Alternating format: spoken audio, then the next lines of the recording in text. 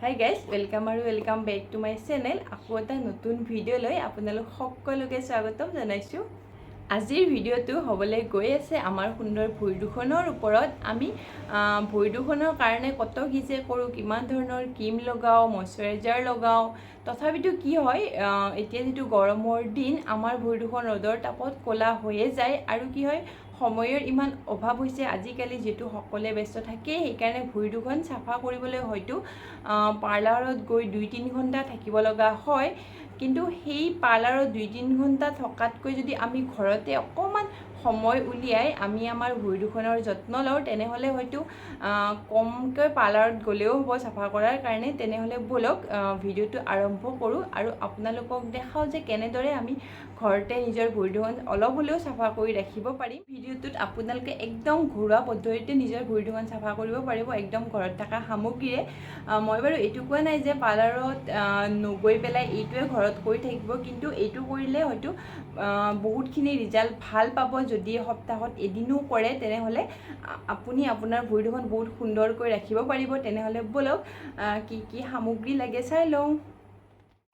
প্ৰথমতে এয়া চাওকচোন, মোৰ ভৰি দুখন কিমান বেছি ক'লা হৈ গৈছে, যিহেতু ৰ'দৰ তাপত ভৰিৰ ছালটো পূৰা পুৰি গৈছে। আৰু মই 10-12 দিনমান চাফাও কৰা নাই। ভাবিছোঁ আপোনালোকক একদম বেষ্ট ৰিজাল্টটো দেখাম যে কিমানখিনিৰ পৰা কিমানখিনি বগা হয় ভৰি দুখন বা চাফা হৈ থাকে। সেইকাৰণে লগতে এটা কথা কৈ দিওঁ যে আমি কেতিয়াও এইটো ভাবিব নালাগে যে মোৰ ভৰি দুখন ইমান ধুনীয়া নহয় বা বেলেগৰ ভৰি ইমান বেছি ধুনীয়া। যিহেতু মানুহৰ সৃষ্টি ভগৱানেই কৰিছে, য'ত তেওঁ যাক যেনেকৈ দিছে তেনেকুৱাই আমি কেনেকৈনো সেই ভৰি দুখন বহুত ধুনীয়াকৈ ৰাখিব পাৰোঁ, সেইটোৰ ওপৰতে বহুত বেছি গুৰুত্ব দিব লাগে।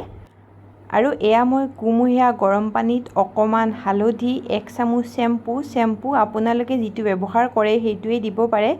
আৰু লগতে দিছোঁ 1 ফাল নেমু টেঙা। আৰু এতিয়া এইখিনি ধুনীয়াকৈ লৰাই ফেন উঠাৰ পাছত ভৰি দুখন দি 15-20 মিনিটমান এনেকৈ তিয়াই থ'ম।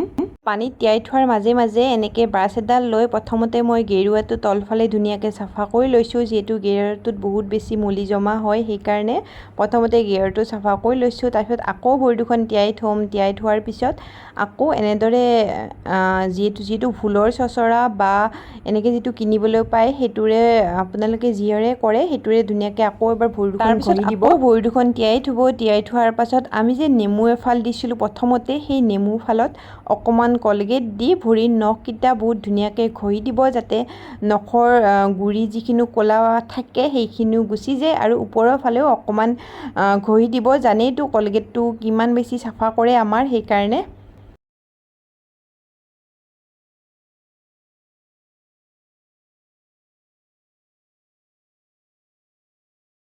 এনেকৈ ভালদৰে ঘঁহি লোৱাৰ পাছত ভৰি দুখন চাফা পানীৰে ধুই ল'ব। ধুই পেলাই মচি ল'ব।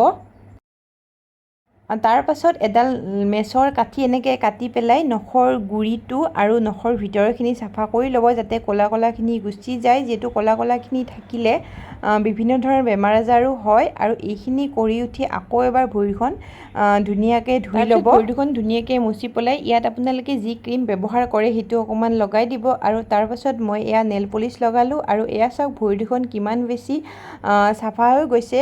যিহেতু এদিন কৰিলে গোটেইখিনি চাফা হৈ নাযায়, সপ্তাহত যদি আপোনালোকে এদিন কৰে তেনেহ'লে বহুত বেছি ভাল ৰিজাল্ট পাব।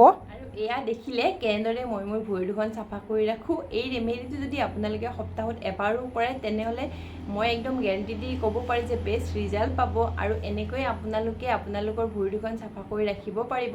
সপ্তাহত এবাৰকৈ হ'লেও কৰি চাবচোন, তেতিয়া গম পাব যে এইটো ৰেমেডি সঁচাকৈ কাম কৰে। মই মোৰ ভৰিত বহুত বেছি ভাল ৰিজাল্ট পাইছোঁ, সেইকাৰণে আপোনালোকক শ্বেয়াৰ কৰিলোঁ।